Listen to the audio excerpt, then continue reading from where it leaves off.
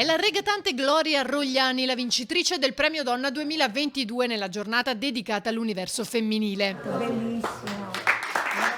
Un riconoscimento e un momento di riflessione dedicato a una figura femminile che si è distinta a Venezia per l'impegno nell'ambito sociale, culturale e ambientale, la cui cerimonia si è svolta a Ca' Farsetti alla presenza della presidente Damiano per concludersi in acqua, dove le protagoniste sono salite a bordo delle barche a remi. Tantissime emozioni, abbiamo parlato di tanti temi importanti e oggi celebriamo le donne, tutte le donne, un pensiero commosso a chi è meno fortunato di noi, a chi sta vivendo la guerra. È la prima edizione, già si sta pensando alla seconda. A questo aggiungeremo anche il premio della nonna, prossima volta. Ma questa non è l'unica iniziativa della giornata nel veneziano. In quartiere Pertini a Mestre è stata posizionata in piazzetta Merini la panchina rossa in memoria delle donne vittime di violenza.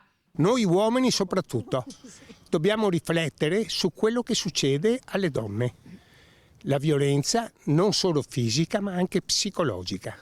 Quindi la panchina che abbiamo voluto in piazzetta Alda Merini è proprio per questo. Consapevolezza che noi dobbiamo avere di noi stesse, del nostro valore di madre, di donne che lavorano a casa, che donne che lavorano fuori casa e questo secondo me è legato anche alla curiosità, alla disponibilità al sapere, al leggere, all'essere informate. Una volontaria dell'Auser ha poi realizzato una panchina in miniatura posizionata all'interno della biblioteca. Per ricordare la violenza sulle donne, non solo fisica ma anche psicologica, che purtroppo tante volte viene fatta in famiglia.